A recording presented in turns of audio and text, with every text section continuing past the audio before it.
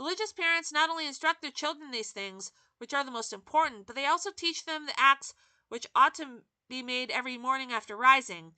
They teach them first to thank God for having preserved their life during the night. Secondly, to offer to God all the good actions which they will perform and all the pains which they shall suffer during the day. Thirdly, to implore of Jesus Christ and Most Holy Mary to preserve them from all sin during the day. They teach them to make every evening an examination of conscience and an act of contrition. They also teach them to make every day the acts of faith, hope, and charity, to recite the rosary, and to visit the Blessed Sacrament. Some good fathers of families are careful to get a book of meditations read and to have mental prayer in common for half an hour every day. This is what the Holy Ghost exhorts you to practice.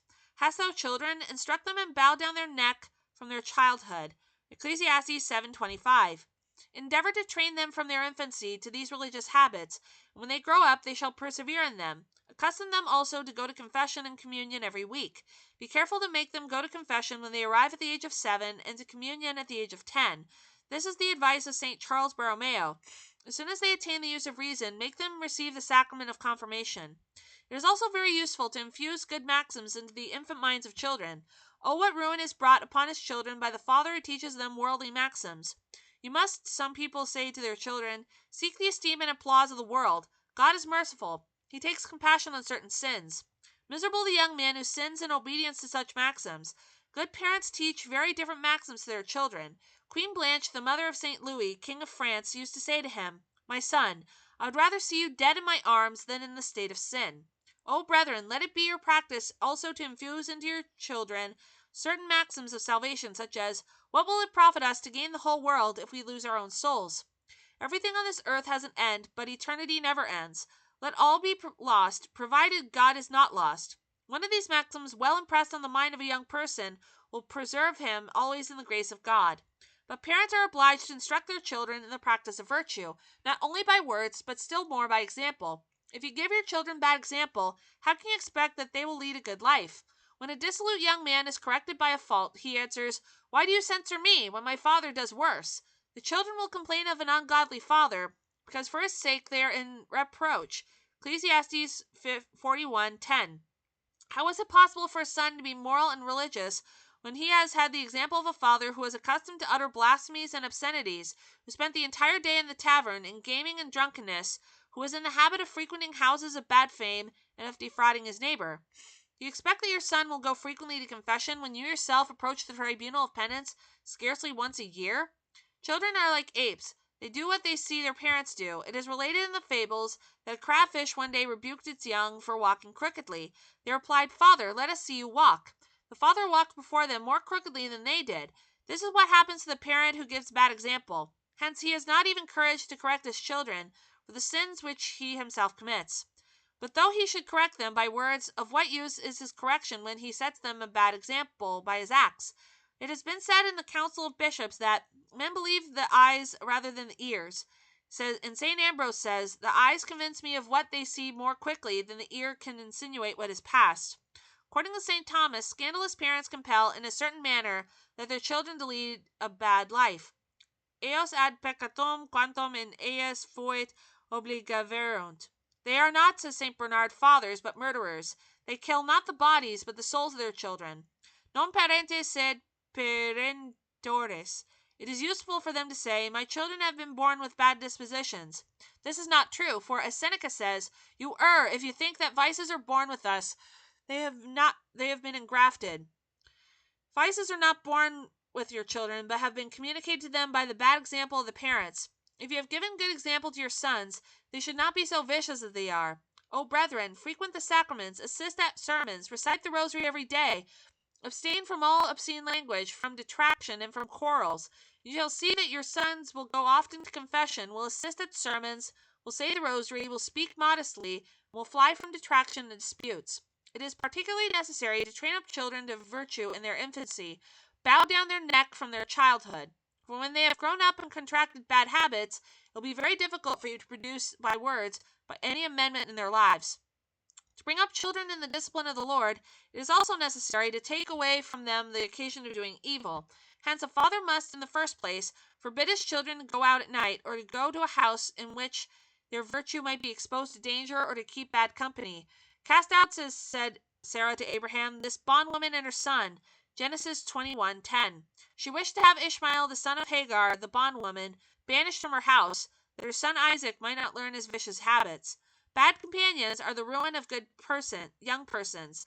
A father should not only remove the evil which he witnesses, but he is also bound to inquire after the conduct of his children, and to seek information from domestics and from externs regarding the places which his sons frequent when they leave home, regarding their occupations and companions.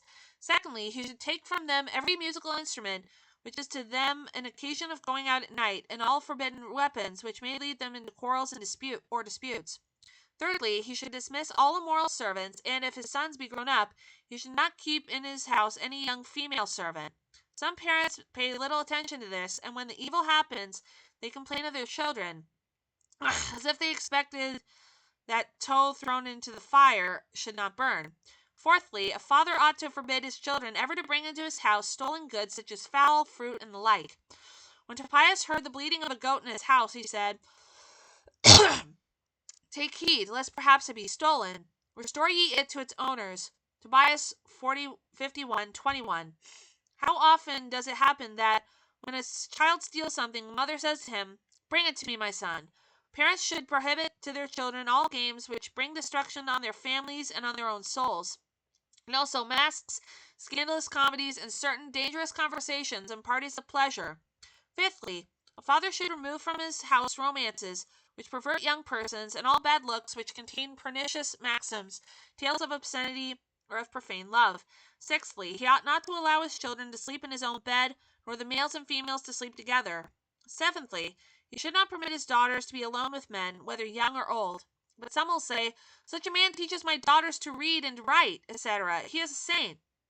The saints are in heaven, but the saints that are on earth are flesh, and by proximate occasions they may become devils.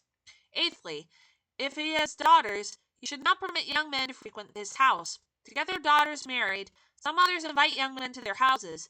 They are anxious to see their daughters married, but they do not care to see them in sin. These are the mothers who, as David says, immolate their daughters to the devil. They sacrifice their sons and their daughters to devils. Psalm 105:37. And to excuse themselves, they will say, Father, there is no harm in what I do. There is no harm. Oh, how many mothers shall we see condemned on the day of judgment on account of their daughters? The conduct of such mothers is at least a subject of conversation among their neighbors and equals, and for all, the parents must render an account to God. O fathers and mothers, confess all the sins you have committed in this respect, before the day on which you shall be judged arrives. Another obligation of parents is to correct the faults of the family. Bring them up in the discipline and correction of the Lord. There are fathers and mothers who witness faults in the family and remain silent. A certain mother was in the habit of acting in this manner. Her husband one day took a stick and began to beat her severely. She cried out and said, I am doing nothing. Why do you beat me? I beat you, replied the husband, because you see and do not correct the faults of the children because you do nothing. Through fear of displeasing their children, some fathers neglect to correct them, but if you saw your son falling into a pool of water and in danger of being drowned, would it not be savage cruelty not to catch him by the hair and save his life? He that spareth the rod hateth his son. Proverbs 13:24. If you love your sons, correct them, and while they are growing up, chastise them, even with the rod, as often as it may be necessary. I say with the rod, but not with the stick. For you must correct them like a father, and not like a galley sergeant. You must be careful not to beat them when you are in a passion, for you shall then be in danger of beating them with too much severity, and the correction will be without fruit, for they then believe that the chastisement is the effect of anger, and not of a desire on your part to see them amend their lives. I have also said that you should correct them while they are growing up, for when they arrive at manhood, your correction will be of little use. You must then abstain from correcting them with the hand, otherwise they shall become more perverse and shall lose their respect for you. But of what use is it to correct children by so many injurious words and by so many imprecations? Deprive them of some part of their meals, or of certain articles of dress, or shut them up in a room. But I have said enough. Dearly beloved brethren, draw them from the discourse which you have heard this conclusion, that he who has brought up his children badly shall be severely punished, and that he who has trained them to habits of virtue shall receive a great reward.